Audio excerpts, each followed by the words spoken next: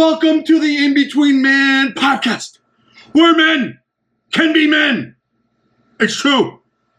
Listen, before I get into today's rant, which I have a sort of an understanding of what I'm going to do, I want everybody to consider checking out my Etsy store. And the question you might be asking yourself is why? So if you're single like me and you just know that you can't provide any emotional stability to any female right now, and you're not in the business of, being a player because you never were and you don't want to be, there's a lot of garbage out there that we got to be careful of. We got to keep our eye on, guys. There's a lot of TikToks out there about guys going out on a first date with a woman, and all of a sudden, she just decides to order, 5 meals for their kids and is expecting this freaking guy to pay for it. It's the first time they meet, right? Like, are you serious? So with that in mind, I got you, okay? So I'm going to show you this card. It's a really enduring card. It's a card that just has a guy holding a girl against the dark sunset. And at first glance, any woman's going to be like, oh, that's nice, okay? But wait till you open it up. So it says this: I was thinking about you today, and I wanted to let you know you really need to brush your teeth. And it's got a picture of Peter North on it. These are Peter North's emotionally vulnerable everyday greeting cards. Now, what's great about this is all you have to do is initial it. You know what I mean? So on your way out, when you tell your date that you're going to go to the bathroom, you just hand this to the waiter, pay the bill, and then you're out. But what could happen is on the back of a card, I've put a spiritual message. And this is the spiritual message for this card. And it says, since God's love and grace is unconditional, and your love isn't, knowing your love for me is only based on my ability to provide financially, I wish you all the best in your career as a teacher. There you go. So I got 4 of these things, and you can check them out at the Etsy store. I think you can get 4 of them for $20, and that includes shipping. And they're all made. I have a company that makes them on demand, so it takes a while to get them made. So if you bought them today, it would probably take 4 to 5 days to get them made, and then probably another 4 days for them to get sent to you. But I just want to be full disclosure to you. So if you like the emotionally vulnerable everyday greeting cards from Peter North, check it out. You could have a little laugh with your date that thinks that you should pay for her entire platoon of kids that she hasn't fed that night. I don't do that. All right.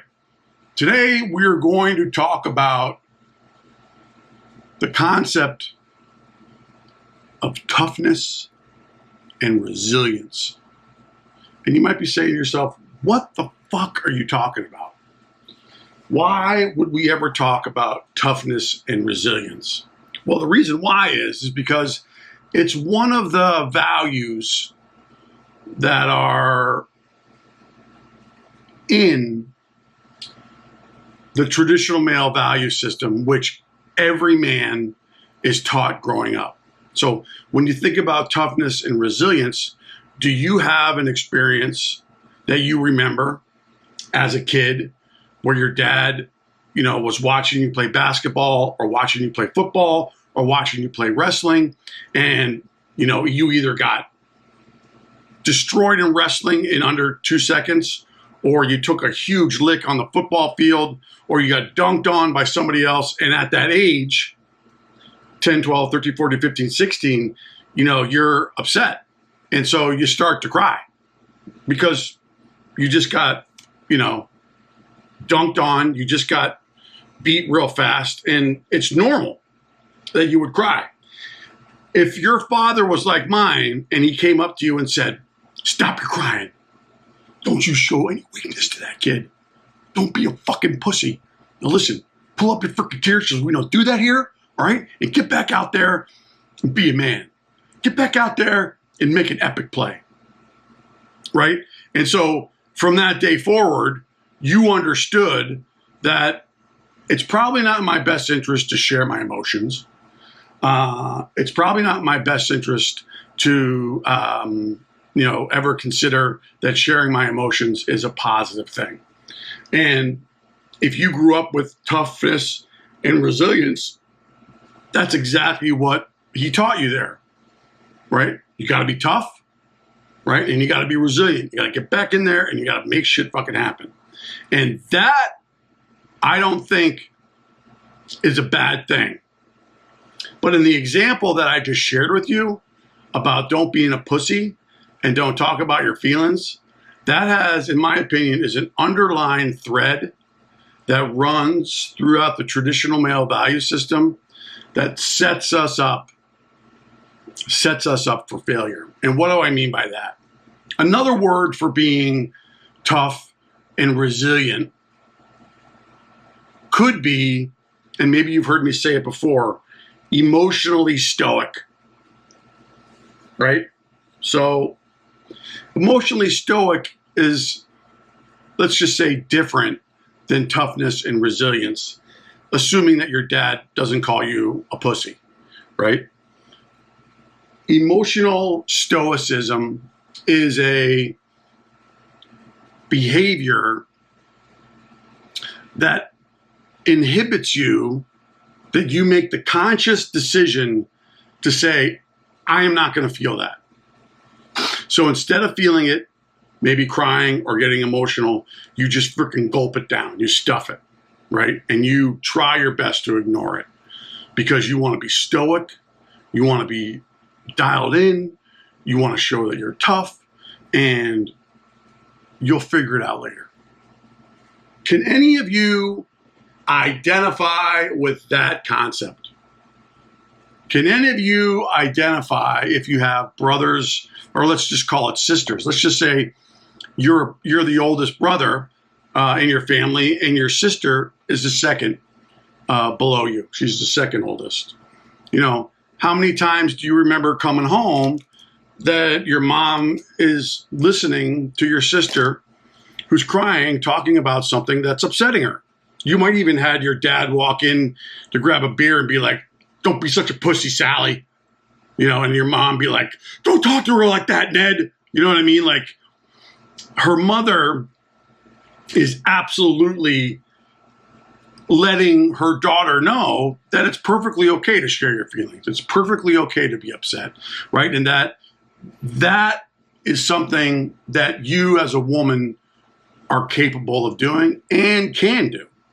Furthermore, what are one of the things that women do 1,000 times better than men? I don't have a problem with saying it, right? Women are innately built to talk about their feelings. Guys are not. So when they have something that they want to work on or that they need to get out, they talk about it, which is sometimes an enormous pain in the ass if you're married to a talker. You know what I mean? Like, just need to talk. But in this case, right, like the immediate reaction is there's something toxic in my brain, in my body. I have to get it out. I don't know why, but I'm going to talk about it until either I'm no longer worried about it anymore or I'm over it, right? It's the act of talking it out loud that gets them through potentially whatever they're upset about, right? So that action, hopefully, or that example, hopefully makes sense to you. If you've seen it before, maybe you've been dating a girlfriend, she does it like that. I'm a Gen X guy, so, you know, that kind of stuff was very relevant, you know, when I grew up. But the problem with being emotionally stoic, especially at an early age, is that you get into a default routine of not sharing any emotion. And the problem with that is that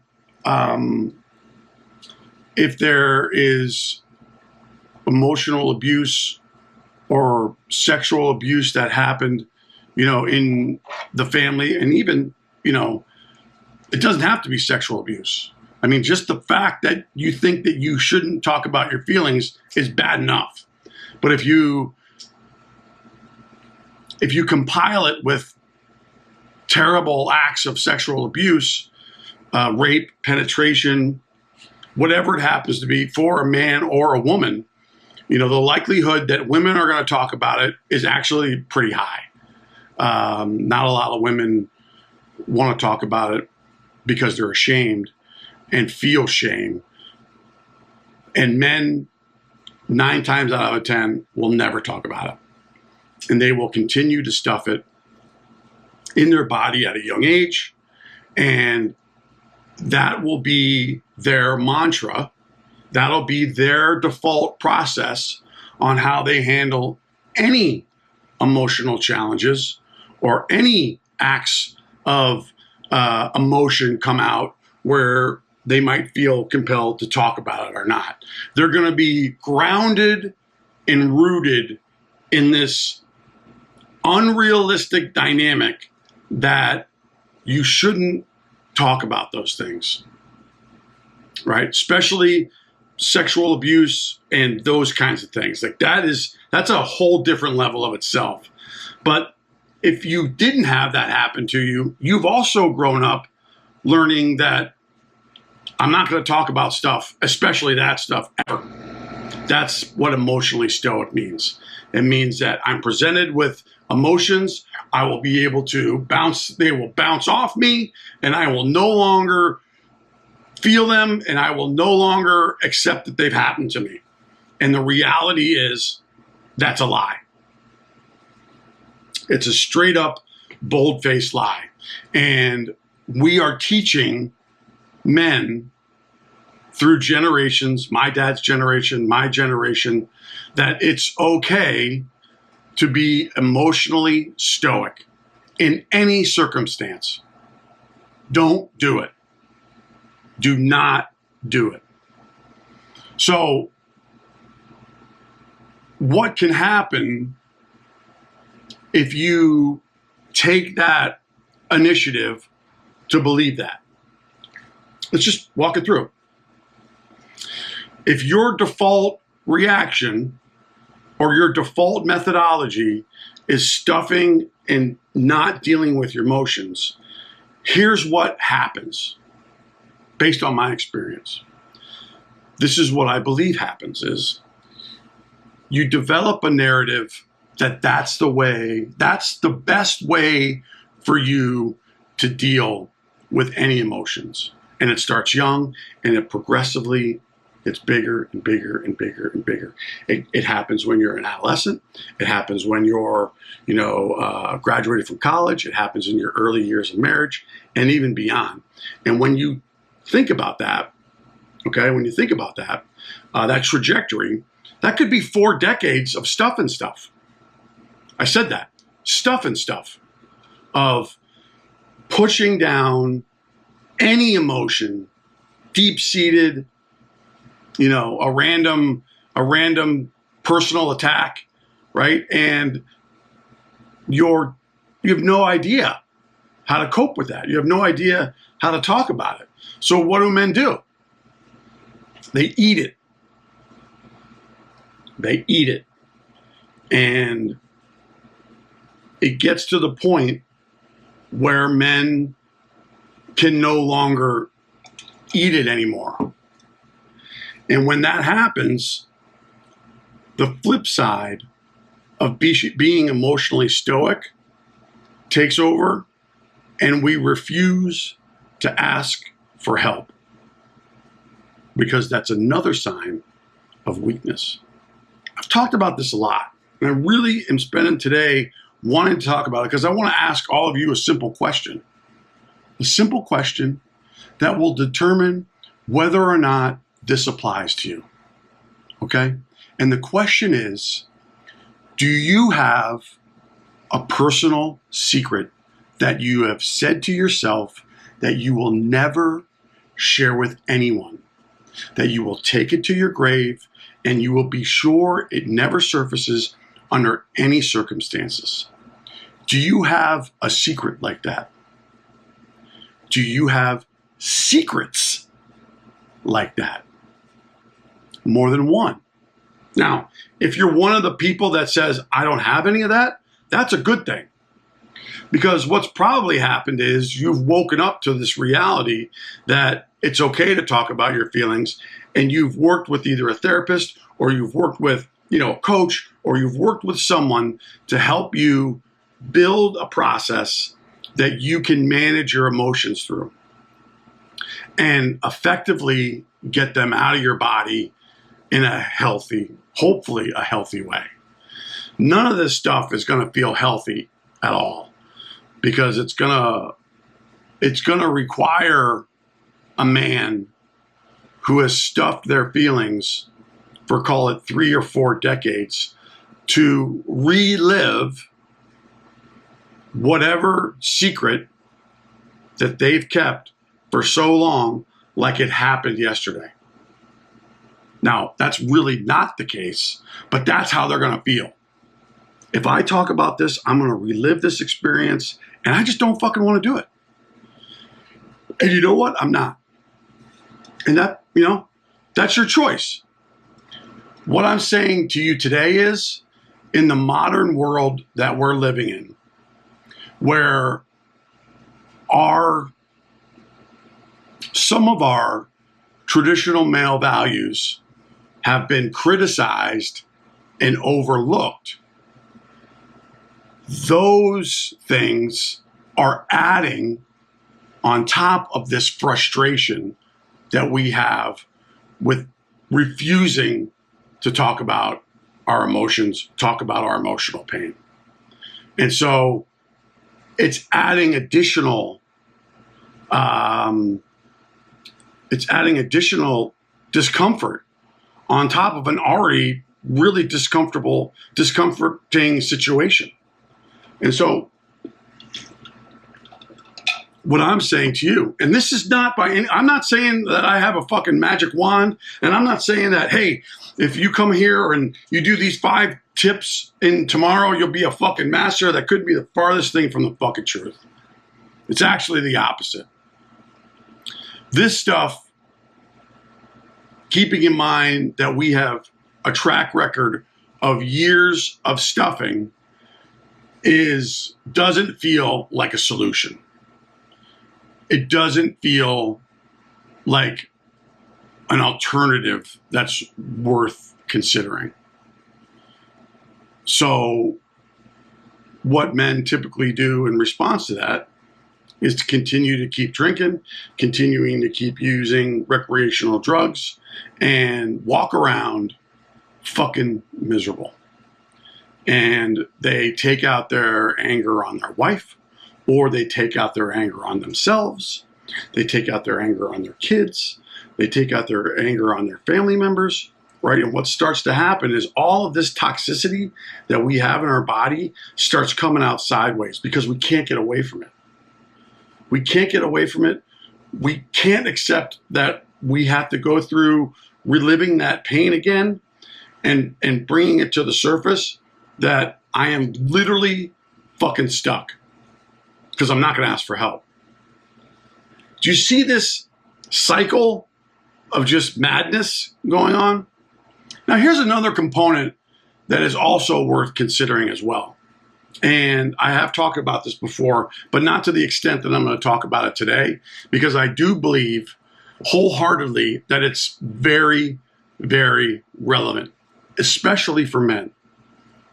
Now, it has been biologically, scientifically confirmed that women seem to mature, or their prefrontal cortex within their brain matures quicker than it does in boys. And the prefrontal cortex is responsible for a lot of executive decisions. how to deal with emotions, how to work through problems, how to organize problems, right? Like how to walk through challenging times, the prefrontal cortex. For men, that's not the case. It takes a lot longer for our prefrontal cortex to actually mature. And as a matter of fact, it doesn't fully mature until we're between the ages of 24, 32. So imagine going through life till you're 24, not having the mental bandwidth to handle and walk through and think through in a positive, healthy way these challenges, right? So we're already behind the 8 ball because this part of our brain is still maturing. Now, that doesn't mean that you're not responsible for hurting somebody. That doesn't mean that you're not responsible for, and being accountable for any of your actions that you've taken prior to becoming 24 or even 32. It's just further confirmation that guys are just more all over the place, Like, here's a perfect example. I'll never forget it. Like, my wife came downstairs one day and she's like, I think Gavin, I think my son, I think so-and-so, I think Gavin took a piss in his closet. I was like, really? She's like, yeah. So she's like, do you want to go upstairs and talk to him? I was like, sure. So I go upstairs. I go, hey, what happened in the closet? He's like, I don't know. I just had to take a piss and I took it in the closet. I was like, oh. You have a bathroom right in your room that you could use to go to the bathroom. He's like, I don't know. I just did it. And I was like, I totally get that. That would probably be something that I would do. As a matter of fact, it is something that I did. And I'll share this story with you too, because it's a true story. And I'm sure I'm making it public. Quick. I won't go long. I won't go on a tangent. Just like my son's story, here's my story. When I was 10 years old, my mother had my middle sister with my stepfather. So Jessica was born. So I'm 10 years old. She was born. And now I'm not an only child. So my mom's friends are coming over. They're bringing over snacks. They're bringing over treats. They're bringing over food, right? But a lot of the energy and a lot of the attention is being pointed to my sister and my mom and not around me, which is what it normally would be before she came here. So I was a little resentful. I was freaking angry about that whole thing. Really mad. As a matter of fact, I got so mad that one day I was sitting in front of the television and I had to take a shit. Like a fucking shit. You know what I mean? And I'm like, you know what? I have access in my bathroom to a window that goes out to the roof. I'm going to open up that window. I'm going to go top of the roof, and I'm going to take a huge shit on this whole house. And that's exactly what I did. I got up. I went in my bathroom. I opened up the window. I crawled out the window. I crawled around and ran up top to the top of the roof. I mean, it wasn't angled. It was like, at a manageable angle, and just defecated on that thing. And then I just came back inside. Obviously, I had to wipe my ass, so I wiped my ass. I closed the window, and that was it. I didn't think about it. But occasionally, over the course of the next couple weeks, I kind of felt bad. Like I shouldn't have done that. So I think I was in the car with my mom. Maybe she was driving me to swim practice. And I said to her, Mom, what would you think if someone took a shit on the roof? I think I said if someone pooped on the roof. And she literally started laughing, but then quickly stopped. And I was like, what's so funny? She's like, nothing. I know your question is serious, and I'm going to answer it for you. And she's like, I would say to you that if someone did do that, that they're probably really mad at everyone in the entire house. They're really angry. And that's okay. They're allowed to be angry. But if they went on the roof, it's dangerous. And there could be a chance that they slip and fall off and then get injured. And that's just not good for anyone who's willing to do that, whether it be your dad or whether it be anyone else. Like, it's just don't go on the roof. It's a scary place. And then she followed up with, but despite that, I would probably tell that person just to clean it up. And I was like, really? Okay. Thanks. And then I hopped out of the car and I went to swim practice. But sure enough, that night I came home, I crawled out my window, went back up to the roof, I grabbed a stick. I'm telling you, this was a mound of shit. And I just flung it. It had gotten cold, so it was petrified now. You know what I mean? It was like wood. And I just heaved it off the roof. And I came back downstairs and never talked about it again. And neither did my mother until one Thanksgiving dinner when she shared this entire story with our entire family. And from that day forward, I was the shit on the house guy. True story. But it speaks to the fact that there are a lot of times when young boys are growing up that they don't even understand what they're doing. It doesn't even make sense to them. They're just reacting and just acting out and just being silly. And there's no rhyme or reason to it. And I can identify with that. Coupled with the fact that I had ADD and a learning disability, I was like, squirrel, squirrel, squirrel, squirrel, squirrel, squirrel. So my mind was always running 100 miles an hour, and I could never stand still. But I digress.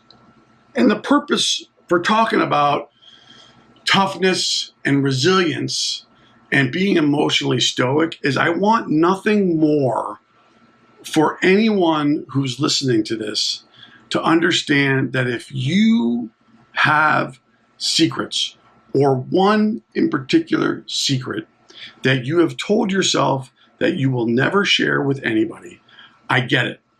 I had the same exact thing. And I had the same exact thing.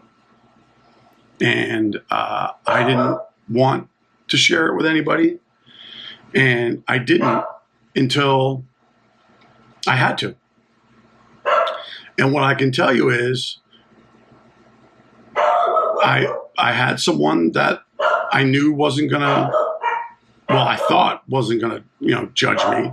I trust that they weren't, because they showed me that they're not that type of person.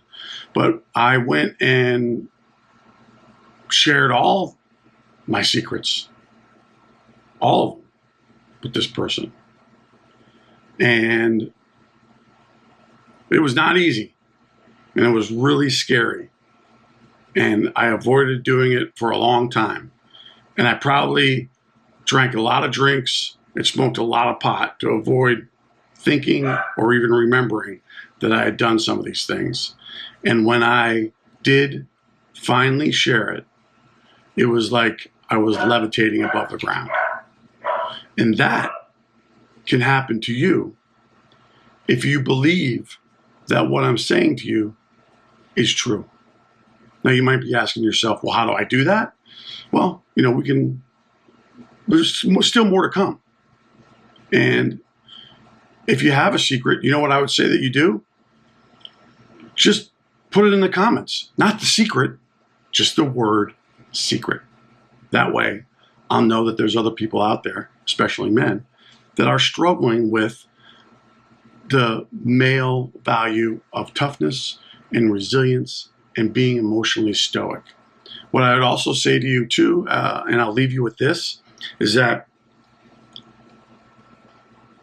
I believe, this is my own personal opinion, that a huge majority of men all have secrets. So to think that you're the only one is wrong. We just hide it better than most, and refuse to look at it more than most and hope that it will go away when it never really will. It never goes away.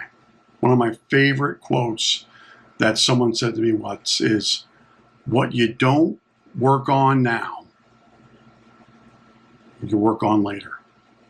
And that's confirmation that if you stuff something when you're 10 years old, it's still right there. It's not going away. And if I can do it, if I can do this, talk about this stuff and share with you my thought process and even the process that I went through in order to do that, is that a benefit for you? Does that make you feel any better? Or does that still not make you give a shit? I would imagine that most people that are watching this, most guys are going to be like, no fucking way am I doing that. And I would say to you, okay. But what I've seen happen to people that take that route, it boils down to how much emotional pain can you withstand?